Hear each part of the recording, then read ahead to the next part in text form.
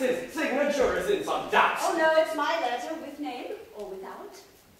And you can look at this thing without wincing. This proof of your deception so convincing. Don't be ridiculous and so absurd. Excuse me, but perhaps you haven't heard. Can you yet act under the supposition that with Orant you've yet reached no fruition?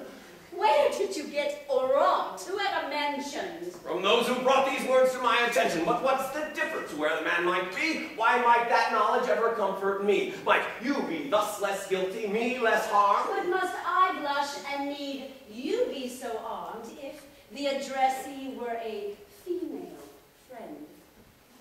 Oh, such a waste! Such lies you so expand! With such dexterity you dodge the facts, which now you crown with more abnormal acts. What sort of dupe do you now take me for? What wealth of lies think you that I'll endure? Here now, let's see how you might play it out. How will you put to rest my paltry doubt? This passage here. Explain now, if you please, how these might be but ladies' pleasantries. Here now, I'll read it out and test your skill. Explain, please. No, I don't think I will. What right have you to that high-handed tone to treat me thus, to think to have me known? Don't take it wrongly. Simply please explain. Just justify this slight discordant strain.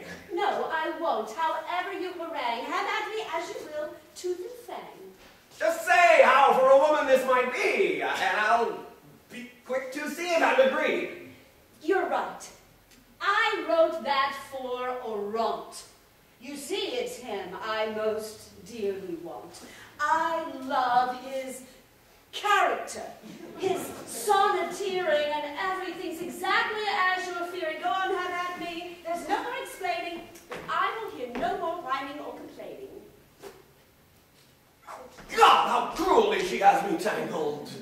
Was ever man so twisted and so mangled? When I complain of shame and her disgrace, she throws my rationale back in my face. I cannot calm my fear, she undermines it. She'll not deny her guilt, but underlines it. And yet, my heart's too timid and too tame to force myself from she who gives this shame.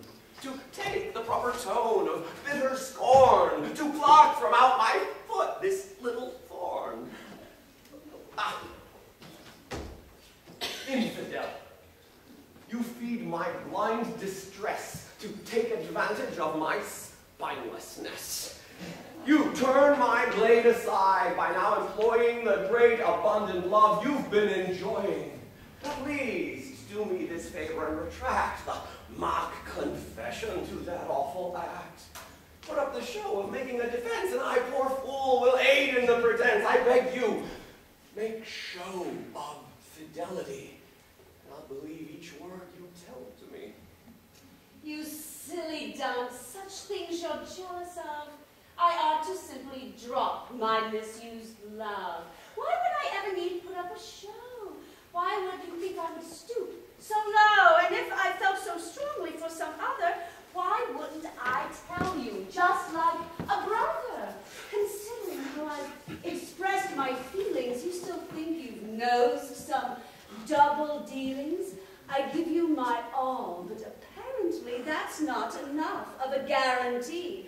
And since a woman's naturally quite cowed from saying what she feels right out loud, since our discretion keeps us from expressing just how we might wish to bestow a blessing, should man, for whom we break this prohibition, turn our exposure into inquisition, should he not stand to our defense against the rumoring of malcontents? Lo, how I loathe this wicked defamation is hardly worth the angry provocation. I'm such a fool, and so helpless in my love in spite of what you accuse me of. I ought to find another to engage, to give you reason for your jealous rage.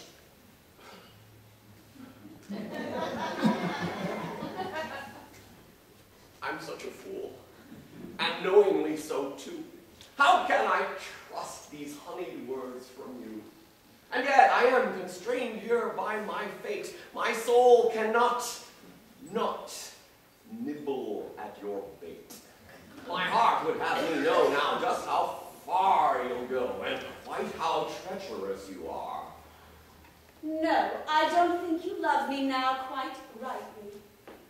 I swear love to the skies for just you, nightly. I wish I was the only man on earth who recognized your beauty and your worth, that heaven had not tendered any blessing of birth or rank or any slight possessing, or that your very life were in some doubt, just so I might step in to help you out. 'Twould be the greatest thrill if you might owe your very life to that love I would show.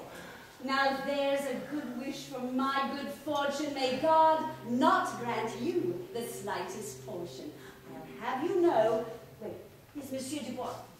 What's this? This costume and this look of all. What's wrong? Sir. Yes? I come, sir, on the double. What is it? I think, sir, that it's trouble. What?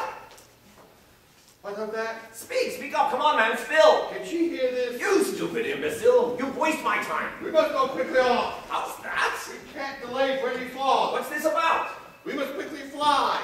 And why? We cannot linger for goodbye. But what's the reason, I'd like to be knowing? The reason is we have to be going.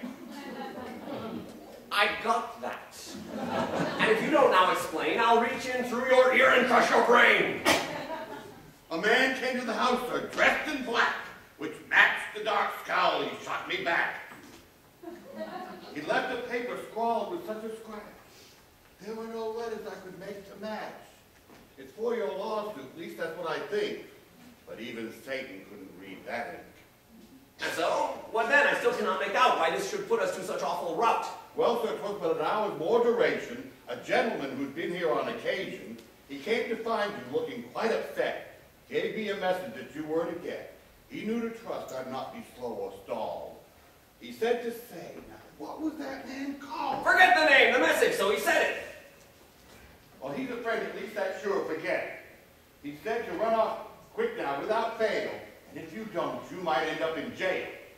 But nothing more. What did he tell you then? He asked me for some ink and for a pen, and wrote this note, which also will explain these things which seem to give you such a strain. All right, let's have it. What's all this ado? I don't know, but I'm finally getting through. What are you waiting for, you stupid lunk? I must have left it in my Oh, pocket. why, I should. No, that can wait, Alceste. For now, you better look into this mess.